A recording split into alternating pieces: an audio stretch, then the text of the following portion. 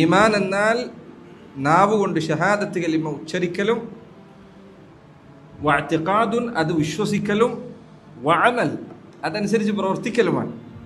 ഇതാണ് ഈമാൻ. നിനക്ക് ഈമാൻ ഉണ്ട് എന്ന് പറയുന്നുണ്ട് എങ്കിൽ നിന്റെ ഹൃദയത്തിൽ വിശ്വാസമുണ്ട് എന്ന് നീ പറഞ്ഞതുകൊണ്ട് കാര്യമില്ല. മറിച്ച് ഈമാനു ഖൗലുൻ വഅ്തിഖാദുൻ വഅമൽ. ഈമാൻ വാക്ക് ഈമാനിൻ്റെ ഭാഗമാണ്. ഹൃദയം കൊണ്ടുള്ള വിശ്വാസം ഈമാനിൻ്റെ ഭാഗമാണ്.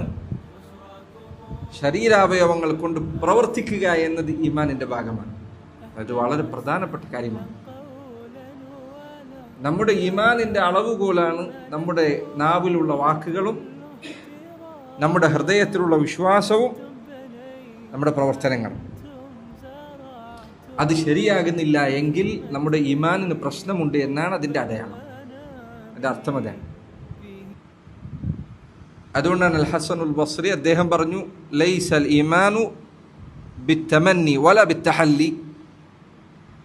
ഈമാൻ എന്നാൽ കേവലം പകൽക്കിനാവുകൾ കാണലല്ല. ഞാൻ അങ്ങനെയാണെങ്കിൽ ഇങ്ങനെ ചെയ്യും, ഞാൻ ഇത്ര ചെയ്യും, അത്ര ചെയ്യും, ഇത്ര ചെയ്യും. ലൈസൽ ഈമാൻ ബിത്തമന്നി വല ബിത്തഹല്ലി. ഈമാൻ എന്നാൽ പുറമേക്കുള്ള പ്രകടനങ്ങളോ ഒരാളുടെ ആഗ്രഹങ്ങളോ ഒന്നുമല്ല.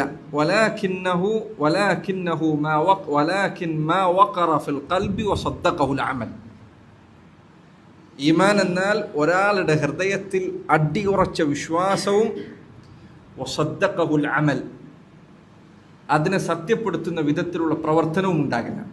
രണ്ടും ഉണ്ടാകണം.